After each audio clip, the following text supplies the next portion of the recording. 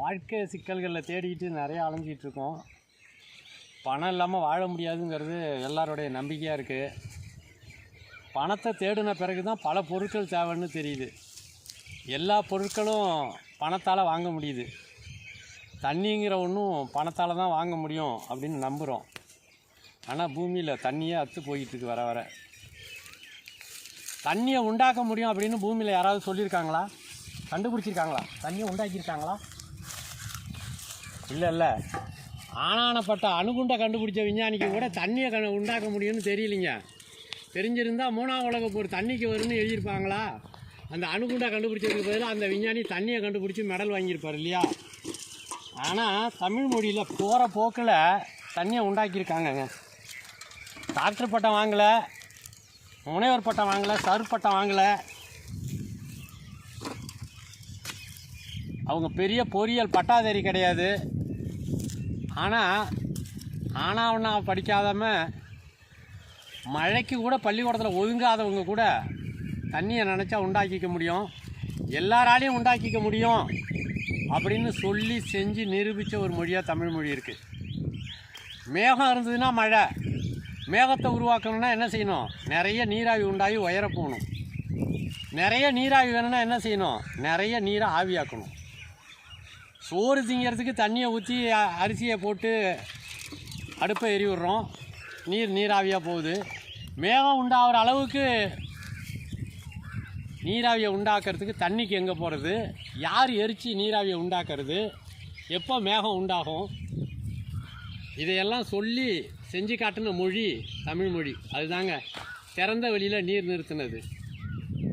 ஆனால் இன்றைக்கும் இவ்வளோ பெரிய விஞ்ஞானிகள் இருக்காங்க, உலகப்பெரும் விஞ்ஞானிகள்லாம் இருக்காங்க, மிகப்பெரும் பட்டம் வாங்கினவங்களாம் இருக்காங்க. எதை பற்றியோ அணுவை பிளந்து ஆராய்ச்சி பண்ணியிருக்கோம், மின்சாரத்தை எடுத்து ஆராய்ச்சி பண்ணியிருக்கோம், மென்பொருள் ஆராய்ச்சி பண்ணியிருக்கோம், ஒளி சிதறல்களை பற்றி ஆராய்ச்சி பண்ணியிருக்கோம். தண்ணீரை உண்டாக்க முடியுங்கிறத பற்றி ஆராய்ச்சி பண்ணவே இல்லை. ஆடு மாடு கூட மேய்க்க தெரிஞ்சிருக்காதுங்க, அல்லது அது மட்டும்தான் தெரிஞ்சிருக்கோம். அடிப்படை கல்வி கூட படிச்சிருக்க மாட்டான். ஆனால் வரப்பை உயர்த்தினா தண்ணி உண்டாகும் அப்படின்னு தெரிஞ்சு வச்சுருப்போம். ஏன்னா மேகங்கிறது நீராவி வேணும்னா நீரை ஆவியாக்கணும்.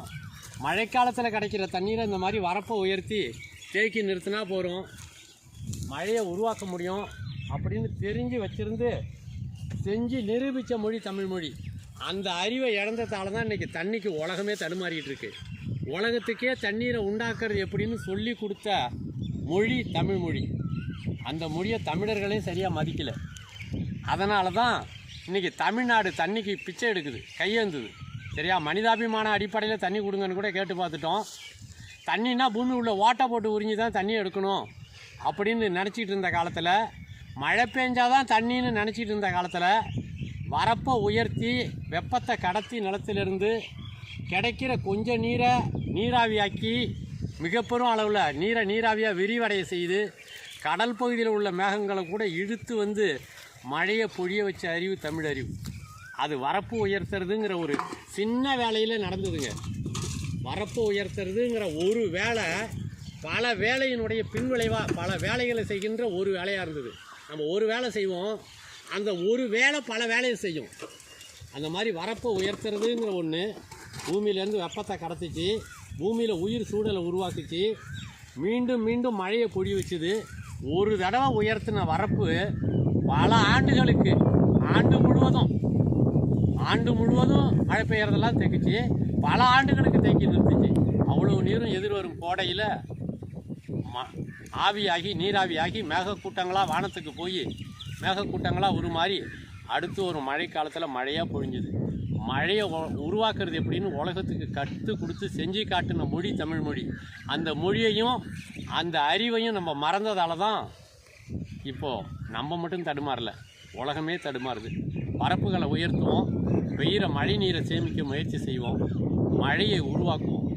சரியா? மலைகள்லேருந்து தண்ணீர் வரும், ஆறுகள்லேருந்து தண்ணீர் வரும், மலைப்பகுதியிலேருந்து தான் தண்ணீர் வருங்கிற கருத்துக்களை மாற்றி கடந்து மேகக்கூட்டங்களை உருவாக்குவதற்காக வரப்புகளை உயர்த்தி தான் மழையை பொழிய வைக்க முடியும் அப்படின்னு சொல்லி செஞ்சு நிரூபித்த மொழி.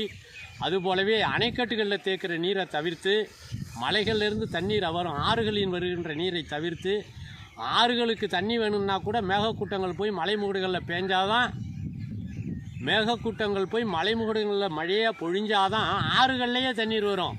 ஆற்றுக்கு தண்ணீர் வரும்னா கூட நான் வயலில் வரப்போ உயர்த்தினா தான் வரும் அப்படின்னு தெரிஞ்சு வச்சுருந்த அறிவாளிக்கு பேர் தமிழ் உழவன். சரியா? நன்றி, வணக்கம்.